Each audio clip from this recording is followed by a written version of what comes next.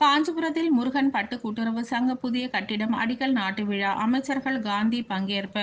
காஞ்சிபுரத்தில் கைத்தறித்துறை சார்பில் ஓரிக்கை அருகே அமைந்துள்ள சரிகை ஆலை வளாகத்தில் 3 கோடி ரூபாய் மதிப்பீட்டில் அமைக்கப்பட்ட சிறிய அளவிலான கைத்தறி பூங்கா உள்ளிட்ட பல்வேறு திட்டங்கள் துவக்க விழா இன்று நடைபெற்றது.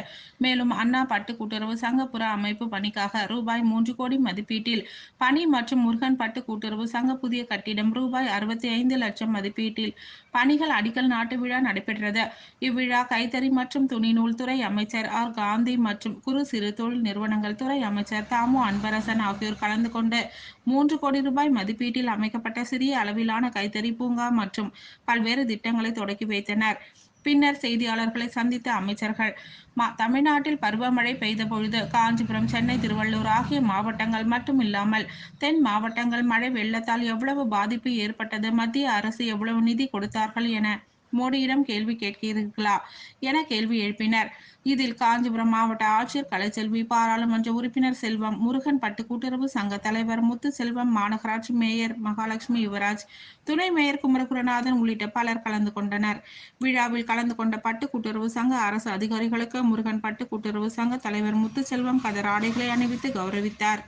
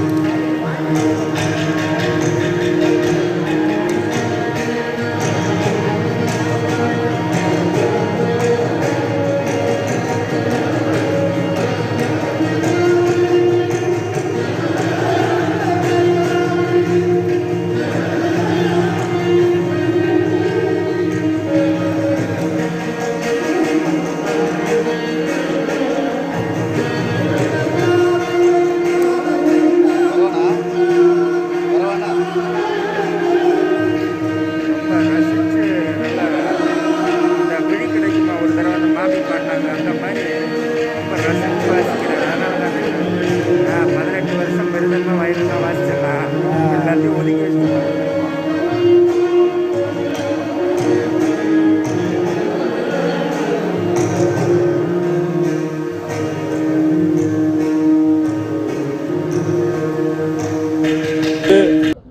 நம்ம தமிழ்நாட்டில் அது தஞ்சாவூர், திருவள்ளூர், சென்னை, அந்த பக்கம் சவுத்தில் மழை வெள்ளத்தினால எவ்வளோ பாதிப்பு, எவ்வளோ பேருக்கு பாதிப்பு? நிவாரண நிதி மத்திய அரசுலேருந்து எதுனா வந்துச்சுன்னா அது கேள்வி கேட்குறியா நீ? அந்த மோடியை நீங்கள் கேட்கணும்ல. நீ எல்லா மாநிலத்துக்கு நீங்கள் கொடுக்குற, தமிழ்நாட்டுக்கு மட்டும் இது வரைக்கும் ஒரு 10 பைசாவே கொடுக்கலையே, அது கேட்டிங்களா நீங்கள்? எப்படி நீங்கள் கேட்குறீங்க? இப்போ அவர் சொல்கிறாருல்ல,